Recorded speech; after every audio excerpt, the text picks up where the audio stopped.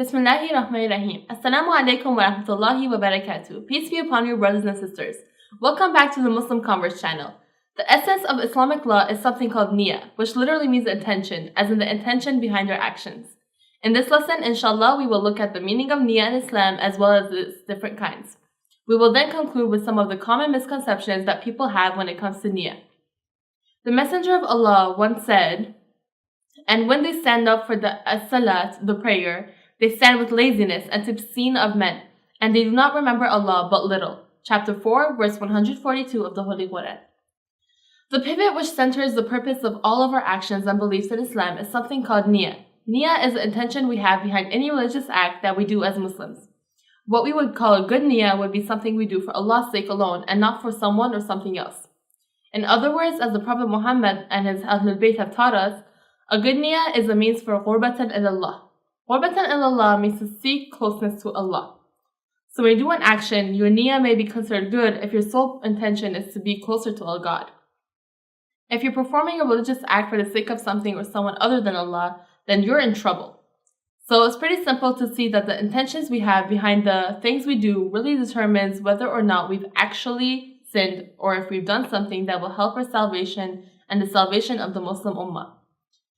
Let's stop talking about this in the abstract terms and get more specific with examples.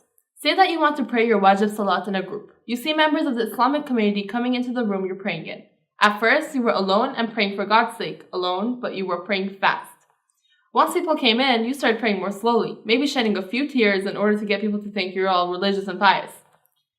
In the first instance, your Niyya may have been good as you were praying for God's sake and no one else, but then when people entered, your Niyya actually changed and you started praying for the sake of impressing others and not God. So this would be an example of a Niyya gone wrong, or a bad Niyya. There's a beautiful hadith from the Prophet Muhammad ﷺ which describes the reality of Niyya in Islam. Actions are bought by intention, and every man shall have but that which he intended. Thus, he whose migration was for Allah and His Messenger, his migration was for Allah and His Messenger. And he whose migration was to achieve some worldly benefit or to take some woman in marriage, his migration was for that for which he migrated. If you do something for God's sake, you will get your rewards. If you don't, you won't get them. But there is more. Sometimes we make honest mistakes, like accidentally eating pork. If our intention or Niyya was not to sin, then Allah will not take us to task for that sin. So what does this tell us? Niyya isn't something that you just say before you do something. Niyya is a state of the heart. It is your heart and soul's intention. So that's what Niyya is really about. It's about getting closeness to God. That's the real journey. When you go to Hajj, for example, the pilgrimage only has value when you do it for the sake of getting closer to God. However, there is more to this story. We often fall prey to the good Niyya of others. In other words, they may have intended something good, but something bad happened. If we really want to have good Niyya, that is, the kind of Niyya that is pleasing to Allah, there are a few things we need to do. Number 1. The foundation of good Niyya is to please Allah and to seek closeness to Him. One cannot do this if one does not know what Allah actually wants or what pleases Him.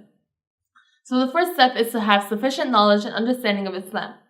This is one way of preventing the evil of good intentions. It is no wonder that the Prophet ﷺ said that seeking knowledge is obligatory upon every Muslim. Number 2. The second point of good Niyya is to make sure that there is no selfishness involved. Sometimes we think that we're doing deep for the sake of Allah, but deep down inside it is for other reasons, like personal gain. So critical self-reflection is crucial for good Niyya. Number 3. Sometimes with good Niyya we may fail at something or end up unintentionally hurting someone. A marker of good Niyya is to be able to go out of one's way to rectify the situation and make up for any damage or pain that one caused. Number 4 is effort. Getting good Niyya is a struggle or jihad. One must adopt the mandatory skills, patience in order to meaningfully discharge the results of one's Niyya. Sitting and thinking that good intentions are enough is not sufficient for it to be worthy of Allah's pleasure. This is what we may call a lazy Niyya, that is, thinking that as long as intentions are good, one can do the bare minimum. That is totally incorrect. Wanting to please Allah means that one must put in maximum effort in trying to attain success in what one's doing. Until next time, thank you for watching. Assalamu alaikum wa rahmatullahi wa barakatuh.